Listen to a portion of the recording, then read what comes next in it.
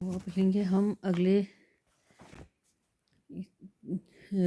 इस चैप्टर का अगला जो भाग है, जिसमें अरब और तुर्क में लेंगे हम मोहम्मद गौरी के बारे में। पीछे हमने बात की थी पिछले वीडियो में, जिसमें था महमूद गजनवी के बारे में।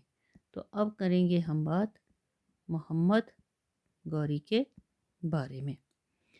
मोहम्मद गौरी का पूरा नाम शहाबुद्दीन मोहम्मद गौरी था और इतिहास में मोहम्मद बिन साम के नाम से भी इसको जाना जाता है। गौरी भारत पर आक्रमण करने वाला तीसरा मुस्लिम नेता था। उसने भारत में मुस्लिम राज्य के संस्थापक होने का श्रेय भी प्राप्त है। मोहम्मद गौरी के पूर्वजों के विषय में आधुनिक इतिहासकारों में मतभेद है। मोहम्मद गौरी के पूर्वज पठान या तुर्क थे। कुछ भी हो, गौरी के पूर्वजों का संबंध राजवंश से था जो पूर्वी ईरान के निवासी थे। 10वीं शताब्दी में उन्होंने काबुल के पश्चिम प्रदेश में एक स्वतंत्र राज्य स्थापित किया जिसकी राजधानी गौर थी। इसलिए ये वंश गौरी वंश के नाम से जाना जाता है। महमूद गजनवी की मृत्यु के बाद उसके उत्तराधिकारियों की अयोग्यता का लाभ उठाकर गौरी वंश दिन प्रतिदिन शक्तिशाली होता गया।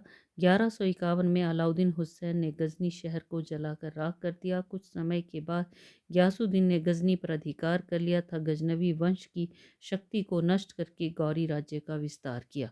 मोहम्मद गौरी गयासुद्दीन का छोटा भाई था, अलाउद्दीन का भतीजा था। जिस समय गयासुद्दीन ने गजनी प्रांत को अपने अधीन किया, 1173 में मोहम्मद गौरी को गजनी का शासक नियुक्त किया गया। मोहम्मद गौरी स्वतंत्र शासक था, लेकिन वह अपने भाई की अनुमति के बिना कुछ भी नहीं कर सकता था। उसने अपने सिक्कों पर गयासुद्दीन का नाम अंकित किया हुआ था, लेकिन मोहम्मद गौरी अत्यधिक महत्वाकांक्षी था, इसलिए उसने भारत को जीतने का निश्चय किया। तो भारत को जीतने के पीछे उसका जो उद्देश्य था, उसके उद्देश्यों के बारे में पहले हम बात करेंगे। क्यों वो भारत को जीतना चाहता था। मोहम्मद गौरी इसलिए पहला कारण था पंजाब का गौरी या गजनी साम्राज्य का हिस्सा होना। पंजाब जो था, क्योंकि आपने इससे पहले पढ़ा कि महमूद गजनवी ने पंजाब के आनंदपाल को पराजित करके गजनी राज्य में उसको शामिल किया था। तो मोहम्मद गौरी को लगता था कि पंजाब गजनी का एक राज्य या हिस्सा है, तो स्वाभाविक था वो पंजाब को अपने अधीन करना चाहता था। इसलिए भारत पर आक्रमण करने की आक्रमण करना जो था, ये पहला उसका उद्देश्य था, क्योंकि वो पंजाब को जीतना चाहता था। दूसरा था धन की लालसा। धन पाने की लालसा इससे पहले आपने पढ़ा कि महमूद गजनवी में भी बहुत अधिक थी। वो तो अव्वल किस्म का लालची था। तो धन दौलत मोहम्मद गौरी भी प्राप्त करना चाहता था। मोहम्मद गौरी को अपने साम्राज्य गजनी को सुदृढ़ता के लिए धन की ज़रूरत थी, इसलिए भारत की धन संपत्ति को गजनवी की तरह गौरी जो था वो भी पाना चाहता था। तीसरा था विस्तृत साम्राज्य या साम्राज्य विस्तार की लालसा।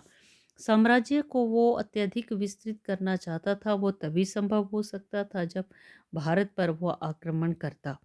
फिर अगला इस्लाम धर्म का प्रसार या प्रचार करना। वो भारत में इस्लाम का प्रचार करना चाहता था, क्योंकि वो भारत को मूर्ति पूजकों का देश मानता था और इसे इस्लाम की धरती बनाना चाहता था। यहाँ से कि मूर्ति पूजकों को मुसलमान बनाकर मूर्ति पूजा को समाप्त करना चाहता था। फिर मुस्लिम साम्राज्य की स्थापना, ये भी उसका उद्देश्य था। वो मुस्लिम साम्राज्य की स्थापना करना चाहता था। तो ये कुछ कारण थे और इसलिए उसने भारत पर आक्रमण किए। आगे लेंगे हम गौरी के आक्रमणों के बारे में। गौरी ने जो आक्रमण किए वो किए उसने करीब 1175 से लेकर उसने 1205 ईस्वी तक जो थे ये उसने आक्रमण किए। और इन आक्रमणों के अंतर्गत उसने भारत के बहुत से हिस्सों को जो है जीता। और इन आक्रमणों के दौरान जो है उसका साथ दिया गया उसके कुछ सेनापतियों के द्वारा, जिनमें कुतुबुद्दीन ऐबक और इसी के साथ साथ बख्तियार खलजी, दूसरा नाम है बख्तियार खलजी और तीसरा है ताजुद्दीन यल्दौज और नसीरुद्दीन कुबाचा। ताजुद्दीन यल्दौज, आगे भी आप ये नाम जो है शुरू के जो सल्तनत है उसमें बार बार पढ़ेंगे। और चौथा नाम है नसीरुद्दीन कुबाचा।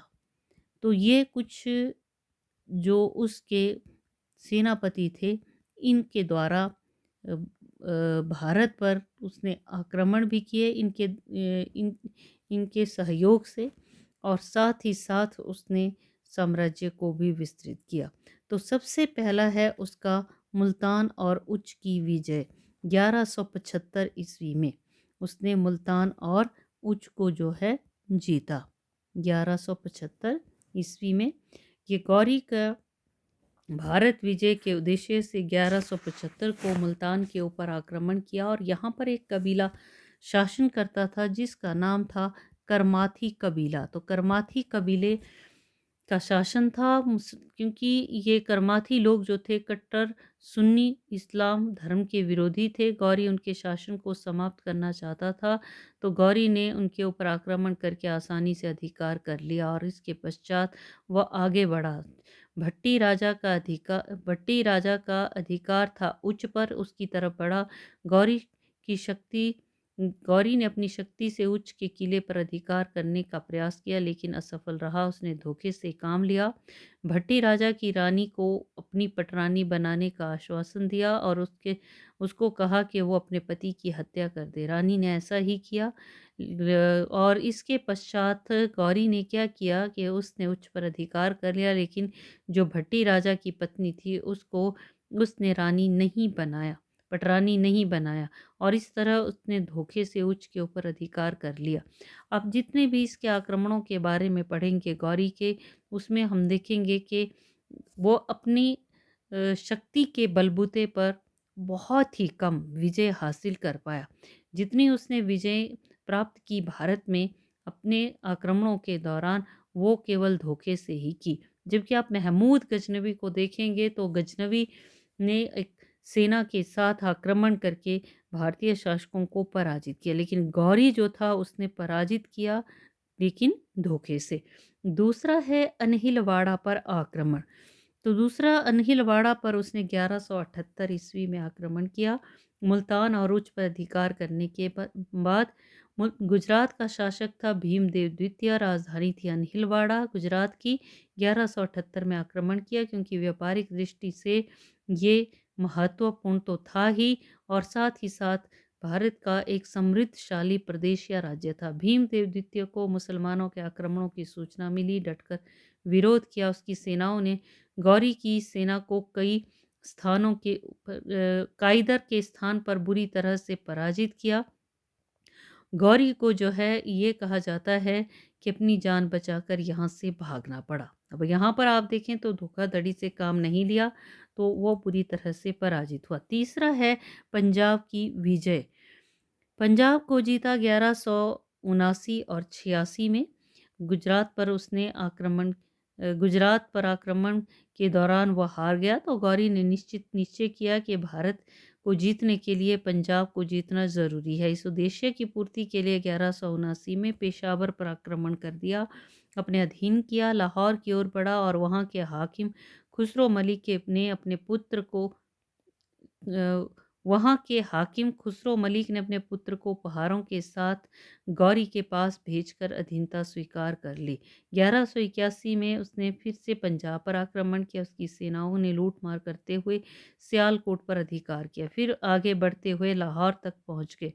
लड़ाई में गौरी खुसरो मलिक को पराजित नहीं कर पाया, लेकिन धोखे से उसने खुसरो मलिक और उसके लड़के को बंदी बना लिया, और 5 वर्ष बाद उनका वध कर दिया, और इस तरह पंजाब पर गौरी का अधिकार हो गया। अब यहाँ पर भी आप देखें तो उसने धोखाधड़ी से काम लिया। अगला है सिंध की विजय। 1182 ईस्वी को गौरी ने सिंध के निचले भाग पर आक्रमण करके उस पर भी अधिकार कर लिया, और सुमरा शासक ने विवश होकर गौरी की अधीनता को स्वीकार किया। फिर अगली है तराइन का प्रथम युद्ध 1191 ईस्वी को गौरी ने जो है भारत पर आक्रमण किया दिल्ली पर अधिकार करने के उद्देश्य से। तो उस समय दिल्ली और अजमेर का शासक पिथौरा पृथ्वीराज चौहान था। बहुत ही शक्तिशाली, वीर, साहसी, युद्ध कौशल में माहिर। दुर्भाग्य से वह इतना कूटनीतिज्ञ और दूरदर्शी नहीं था। विदेशी हमलों से बेखबर भारतीय राजाओं के विरुद्ध संघर्ष में व्यस्त था। शायद इसलिए उसे मोहम्मद गौरी की पंजाब की गतिविधियों की सूचना ही नहीं मिली। 1190 में गौरी ने सरहिंद की ओर बढ़कर अधिकार कर लिया और दिल्ली की ओर बढ़ा। पृथ्वीराज चौहान सरहिंद पर उसका अधिकार सहन नहीं कर सकता था, इसलिए उसने अपनी सेनाओं को इकट्ठा करके गौरी से युद्ध करने के लिए पंजाब की ओर बढ़ना शुरू किया। 1191 ईस्वी में दोनों की सेनाएं तराइन नामक स्थान पर आमने सामने खड़ी हुई। भयंकर युद्ध हुआ। गौरी की सेना राजपूत सेना का सामना नहीं कर सकी और शीघ्र ही क्या हुआ, उसके सैनिक जो थे वो अस्त व्यस्त हो गए। पृथ्वीराज चौहान के भाई गोविंद राज ने गौरी को गंभीर रूप से घायल कर दिया। घोड़े से गिरने ही वाला था वह। उसके एक सैनिक ने उसकी जान बचाकर उसे युद्ध क्षेत्र से बाहर ले गया और ये माना जाता है शायद उसकी मृत्यु ही हो गई होती। उसकी सेना में भगदड़ मच गई। राजपूतों ने विदेशी सैनिकों को 40 मील तक पीछा किया और इस प्रकार राजपूतों की जीत हुई। गौरी बड़ी मुश्किल से सिंध नदी को पार किया उसने और इस तरह से उसकी जो जान थी बड़ी मुश्किल से बची। अगला है तराइन का दूसरा युद्ध 1192 ईस्वी में। अब आपने पढ़ा कि 1191 में तो वो बुरी तरह से पराजित हुआ और जान बचाकर बड़ी मुश्किल से उसकी जान बची, लेकिन 1192 में आप देखते हैं कि वो जीत गया।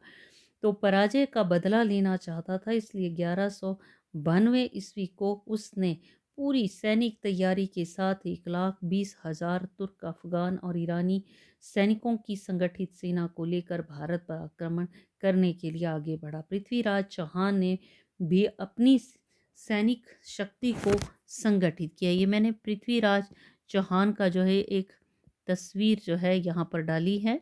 तो पृथ्वीराज चौहान क्योंकि वो भी बहुत ही बहादुर था, तो अपनी सेना के साथ जो है संगठित करके वो आगे बढ़ा। पृथ्वीराज और कन्नौज के राजा के अलावा, क्योंकि कन्नौज का जो राजा था उसके साथ उसकी अनबन थी। कन्नौज के राजा जयचंद राठौर की बेटी सहयोगिता को पृथ्वीराज चौहान स्वयंवर से भगाकर वो ले गया था। तो शत्रुता थी, उसको छोड़कर अन्य जो शासक थे उनकी का सहयोग प्राप्त किया और तराइन के मैदान में फिर से एक निर्णायक युद्ध हुआ। गौरी ने पूर्व योजना के अनुसार अपनी सेना को रण क्षेत्र से भागने का आदेश दिया। राजपूतों ने गौरी की सेना को पराजित समझकर उसका भागते हुए पीछा किया, लेकिन गौरी के सैनिकों ने अचानक मुड़कर राजपूतों के ऊपर आक्रमण कर दिया। राजपूत संभल नहीं पाए और इस तरह से वो हार गए। तो यहाँ पर भी उसने धोखे से काम लिया। पृथ्वीराज को बंदी बना लिया गया और बाद में यह कहा जाता है कि उसका वध कर दिया और उसका भाई गोविंद राज युद्ध क्षेत्र में मारा गया। मुसलमानों ने सरस्वती, समाना, हांसी, अजमेर पर अधिकार कर लिया। चौहान शासक की राजधानी को लूट लिया और इस तरह तराइन का युद्ध भारतीय इतिहास की एक महत्वपूर्ण घटना बन गई। तो राजपूत जो थे बेशक हारे, लेकिन हारे कैसे? क्योंकि मोहम्मद गौरी ने धोखाधड़ी से काम लिया। फिर अगला है उसकी अगली विजयों के बारे में, जिसमें है उसकी कन्नौज की विजय और अन्य विजय। तो आगे का जो बीड़ा था वो उठाया कुतुबुद्दीन ऐबक ने। पृथ्वीराज चौहान को हराने के पश्चात गौरी ने जीते हुए भारतीय प्रदेशों का प्रबंध करने के लिए अपने सेनापति कुतुबुद्दीन ऐबक को नियुक्त किया। वो उसका दास भी था। स्वयं गजनी लौट गया तो इसने कुतुबुद्दीन ने अजमेर दिल्ली के राजपूतों के विरुद्ध सैनिक कार्यवाही करके अपने अधीन कर लिया। उसने भरन, मेरठ, कोल यानी कि अलीगढ़ आदि के कई क्षेत्रों के शासकों के विरुद्ध सैनिक अभियान करके उनके राज्यों को अपने राज्य में शामिल कर लिया। उसके पश्चात है कन्नौज की विजय। 1194 ईस्वी को गौरी जो है 50,000 सैनिकों के साथ कन्नौज के ऊपर आक्रमण किया। उसने जयचंद राठौर के ऊपर दोनों की सेनाओं के बीच में चंदवाड़ या छिंदवाड़ा के स्थान पर युद्ध हुआ। मुसलमानों की पराजय निश्चित थी, लेकिन दुर्भाग्य जयचंद का एक तीर आकर जो है उसकी आंख में लगा और वो हाथी से गिर पड़ा, जिससे उसकी सेना में भगदड़ मच गई और इस तरह गौरी को कन्नौज के राजपूतों पर विजय हासिल करने में आसानी हुई। मुसलमानों को कन्नौज की लूट में बहुत सा धन हाथ लगा। फिर है बनारस की विजय 1194 ईस्वी को। कन्नौज पर विजय के पश्चात गौरी की सेना बनारस की ओर बढ़ी। उसकी सेना ने बनारस पर आसानी से अधिकार कर लिया, वहाँ के मंदिरों को नष्ट कर मस्जिदों का निर्माण किया। गौरी को अपार धन संपत्ति जो थी यहाँ पर प्राप्त हुई। फिर अजमेर में विद्रोह। अजमेर के राजपूतों ने गौरी की अधीनता स्वीकार कर ली थी, लेकिन पृथ्वीराज के भाई ने रणथंभौर से तुर्कों को निकाल दिया और अधिकार अपना कर लिया। तो कुतुबुद्दीन ने विद्रोहियों के विरुद्ध 1194 में सैनिक कार्यवाही करके रणथंभौर के ऊपर जो है उसने रणथंभौर के ऊपर उसने अधिकार कर लिया। अगला है उसका अनहिलवाड़ा की विजय। अब आपने इससे पहले पढ़ा कि अनहिलवाड़ा को वो जीत नहीं पाया था शुरू में, जब उसने 1178 में आक्रमण किया था। अब कुतुबुद्दीन ऐबक ने, क्योंकि गौरी की अनुपस्थिति में, आगे की कार्यवाही को जारी रखा। 1196 में भीमदेव की राजधानी अनहिलवाड़ा पर ऐबक ने आक्रमण कर दिया। आबू पहाड़ी की तराई में युद्ध हुआ। भीमदेव युद्ध में हार गया, लेकिन भागने में सफल रहा और अनहिलवाड़ा भी मुसलमानों के अधिकार में आ गए। फिर है कालिंजर की विजय। 1202 और 3 ईस्वी में कालिंजर के ऊपर आक्रमण किया गया। परमदी देव जो था वहाँ का शासक था, चंदेल शासक। राजपूतों ने डटकर सामना किया, लेकिन उनकी संख्या कम होने के कारण उनको किले में शरण लेनी पड़ी। खाद्य सामग्री समाप्त हो गई, बाद में उनको किला खाली करना पड़ा। चंदेल राजा की मृत्यु हो गई और उसके मंत्री अजय देव ने किला खाली कर दिया। कुतुबुद्दीन ऐबक ने कालिंजर के ऊपर भी अधिकार स्थापित कर लिया। इसके पश्चात बिहार और बंगाल की विजय। कुतुबुद्दीन ऐबक ने अनहिलवाड़ा कालिंजर को जीतने में लगा रहा। एक और सेनापति था गौरी का, मोहम्मद बिन बख्तियार खलजी, और तो इसने बंगाल बिहार की ओर वो बढ़ा। 1197 में बिहार पर आक्रमण किया। पाल वंश का शासक इंद्रमन राज्य करता था। बिना संघर्ष के बिहार मुसलमानों को सौंप दिया। कई बौद्ध विहारों को, मंदिरों को इसी के साथ तोड़ दिया। हजारों भिक्षुओं का वध कर दिया। 1198 में बख्तियार खलजी ने केवल कुछ ही सैनिकों के साथ बंगाल पर आक्रमण किया। सेन वंशीय राजा लक्ष्मण सेन राज्य करता था। मुसलमानों के आक्रमणों से डरकर राजमहल छोड़कर भाग गया और ढाका में जाकर शरण ली। मुसलमानों ने यहाँ पर भी खूब लूटपाट की और इस तरह से लखनौती जो राजधानी थी यहाँ की, लखनौती को अपनी राजधानी जो है उसने बनाया और गौरी के प्रतिनिधि के रूप में बंगाल बिहार पर शासन करने लगा। फिर है खोखरों का विद्रोह।